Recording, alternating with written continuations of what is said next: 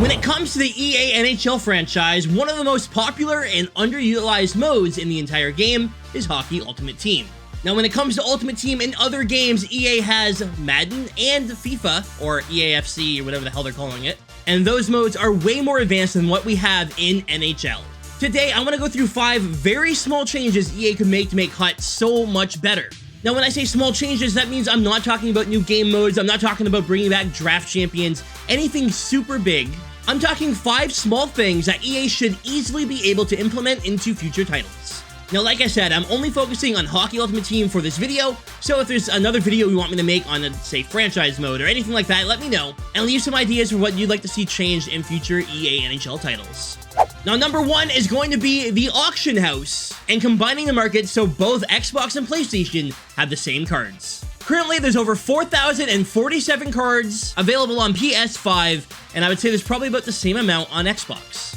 Now, believe it or not, there's actually more cards on old gen. More people play this game on old gen than new gen. It's weird. But combining the markets and having these cards available on Xbox and Xbox cards available on PlayStation will make it way easier for players to make their teams the way they want. Card prices should come down, and finding that card that you've been looking for won't be nearly as hard. We already have crossplay implemented into the game where you can play people on Xbox if you're on PlayStation and vice versa. So the next logical step for me is combining the markets on Xbox and PlayStation so we all have one shared market. Now, selfishly, the reason I want this the most is so that way I can bring back trade days, a big thing I used to do here on the channel. If you guys don't know what a trade day is, I'll go into more detail in the future, and hopefully I'll be able to start making these videos again in NHL 24. This time available for both PlayStation and Xbox. The second small change I want to talk about is challenges, and having them stop when you actually finish the damn challenge. Play the Florida Panthers and have 5 hits in the game, and then what? Why do I need to play the rest of the game? Why do I need to finish the game once I have my 5 hits? Now, we could go into squad battles as well and say the same thing. Once you have your objectives done for the game, why do you need to finish it? I'm specifically talking about challenges here. Squad battles makes more sense. You're actually playing a game. The challenge, you don't need to win. It doesn't matter if you win or lose. It doesn't matter if you score 50 goals or whatever. It doesn't even count towards your objectives. I would do way more challenges if I could just end the game once I'm done the objectives needed in the challenge. Small quality of life stuff like that would be huge for this title. Speaking of, number 3, can we get some anti-griefing measurements here? Let me explain. You ever hop into a game of Hockey Ultimate Team and you're up 4-0 in the first period, and your opponent starts flipping the puck over the boards, making the game last forever instead of just quitting? You know, maybe they're just upset that they're not winning the game, so they flip the puck over the boards over and over, and then they start scoring on themselves over and over. And the final stat line looks something like this. It's becoming fairly common in Hockey Ultimate Team, and I just don't know why. If you're losing, just quit if you don't want to stay in the game. Don't waste time. If EA were to add in, say, a mercy rule, you know, you go down by 10 goals or something and the game automatically ends, or you take 10 penalties in a game. Why are you taking 10 penalties? Game over. End it. Adding these 2 things in would be absolutely huge, so that way games aren't lasting 10 times longer than they actually need to. Alternatively, another thing you could do is what MLB does, and they actually have a forfeit button and a friendly quit option as well. Maybe adding in something like that would help out? I don't know. Now, last year, EA actually already started doing something like this when it came to ragging. If you hold on to the puck too long in your own zone, you will start slowing down. Your players can't skate or pass or really do anything. We need them to double down on stuff like this so that way we can actually just play the game and have fun. Now, number 4, what I want to talk about is the way events are done.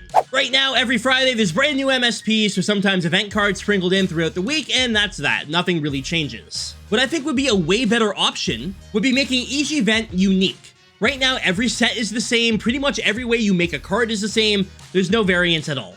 Keeping each event fresh should be a high priority in my opinion. Keeping the game mode fresh has to be important. MSPs are done the exact same way. The only difference is card art and overall, and really I think things should change. And one way to do that would be implementing packs and rewards done through the event. Instead of rivals, I'm in Division 3, I get gold rewards, it's gonna be this pack, and that's that. Instead, tie it in with the event. Give us event packs, give us an event player item. I think that would be a way better way of doing this. Instead of Elite 1 and Squad Battles being a Jumbo NHL player pack, a Jumbo Premium player pack, 2 mega packs, and 17,000 coins, we could do something where we get packs with the guaranteed collectibles in them, like this Blockbuster Booster Pack. You get a guaranteed couple of 82s, you get some Summer of Shell collectible items, we have the Free Agent player pack we could throw in there, we also have the Summer of Shell starter pack. Something like this implemented into rewards could be huge. Instead of every event being the same, make them unique. And instead of having all these cards that are hard to obtain, give us ways to obtain them. Now for number 5, I want to talk about what could be the biggest ball drop EA has had in a long time. Power up icons. There is absolutely no reason for me to be excited about pulling an 82 overall icon player in July.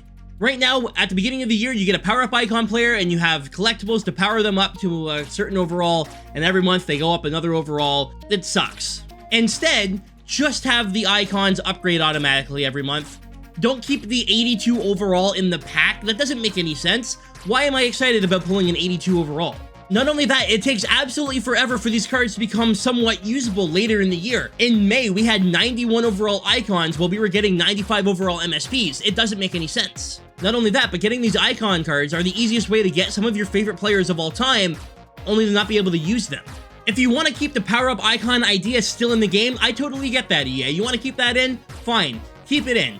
But please make it so it's only for the untradeable ones. When we're ripping packs and we pull an icon card, we should feel excited. We should feel like, oh my god, I got something huge. They're extremely rare, and they're extremely hard to pull. And yeah, we have the chance at Gretzky or Lemieux, but the odds are we're not getting a big name player. We're getting someone who's not going to make our team and is going to sell for like 15K. Now, those are my 5 ideas for 5 really small changes EA could make to make HUT really, really fun to play. And of course, there's a lot of other small things that can be added. These are just 5 ideas that I had, but if you guys have any more ideas, leave them down below in the comments section. I can do another one of these videos in the future, and I can bring in your ideas to EA directly and talk about what you guys want to see.